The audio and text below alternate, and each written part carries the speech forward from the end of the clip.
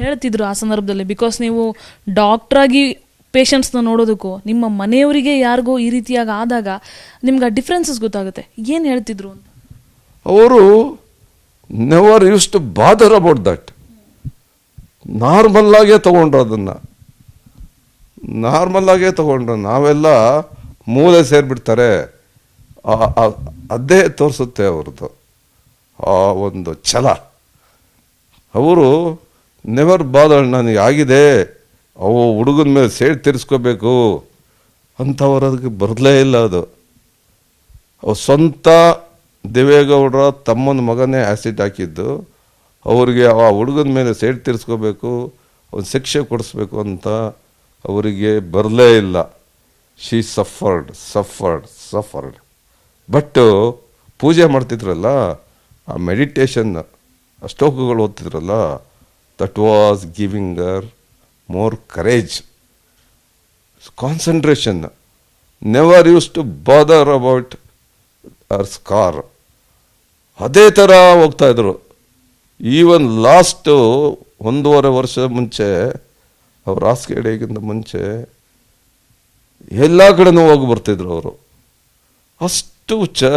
ಅಷ್ಟು ಒಂದು ಧೈರ್ಯಗಾರ್ತಿ ಹೆಣ್ಣು ಅವರು. ಆಮೇಲೆ ದೇವೇಗೌಡರು ಆ ಹುಡುಗನಿಗೆ ಎಕ್ಸ್ಕ್ಯೂಸ್ ಮಾಡಿ ಅವನಿಗೆ ಒಂದು ಬಾಳೋದಕ್ಕೆ ದಾರಿ ಮಾಡಿಕೊಟ್ರು. ಅದಕ್ಕೂ ಅಡ್ಡ ಬರಲಿಲ್ಲ ಅವರು.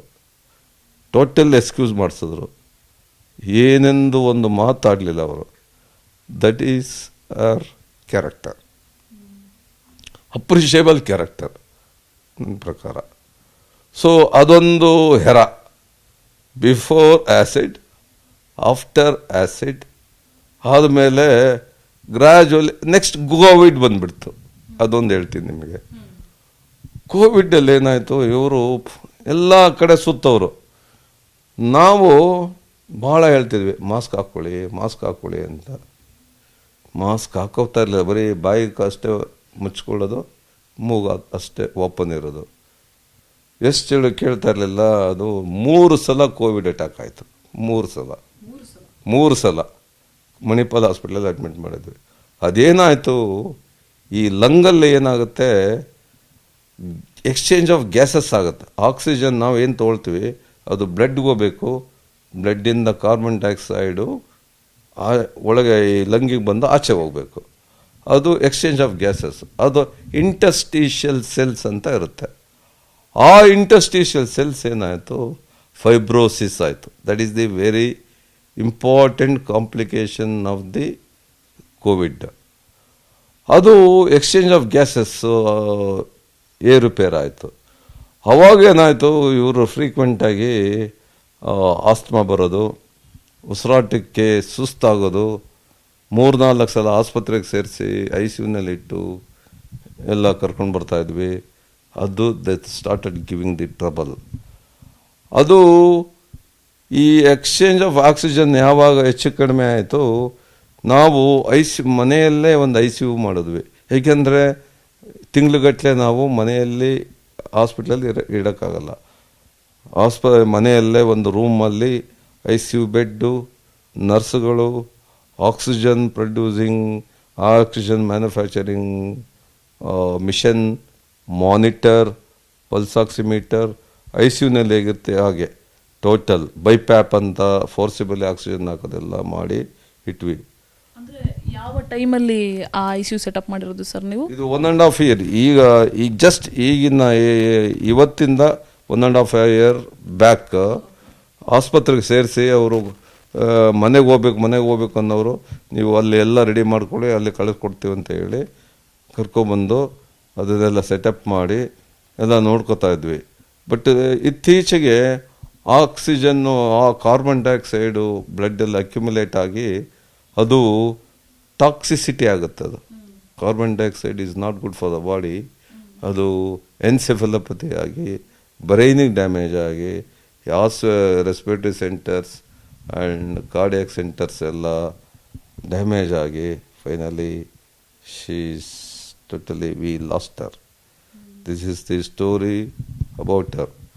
ಸೊ ಒಬ್ಬರು ಇಷ್ಟು ಜನ ಅಪ್ರಿಷಿಯೇಟ್ ಮಾಡಬೇಕಂದ್ರೆ there should be some qualities.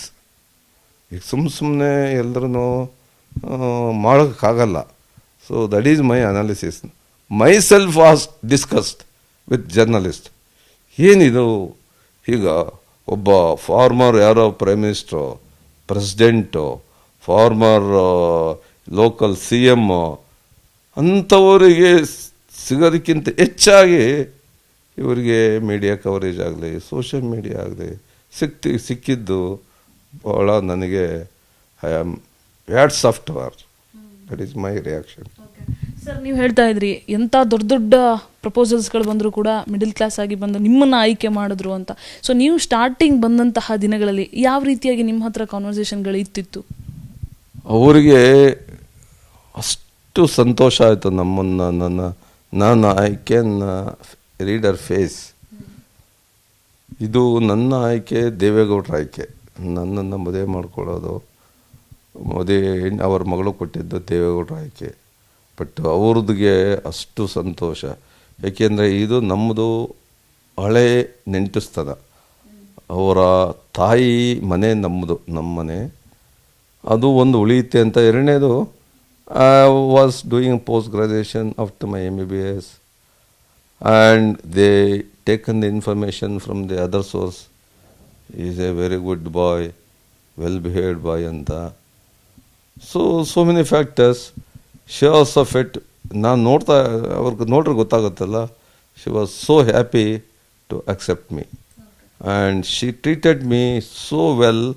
And ಒಂದು ದಿವಸ ನನಗೆ ಒಂದು ಸಣ್ಣ ಮಾತಾಡಿ ಬೇಜಾರು ಮಾಡಲಿಲ್ಲ, ಯಾವತ್ತೂ ಸಹ ಬೇಜಾರು ಮಾಡಲಿಲ್ಲ.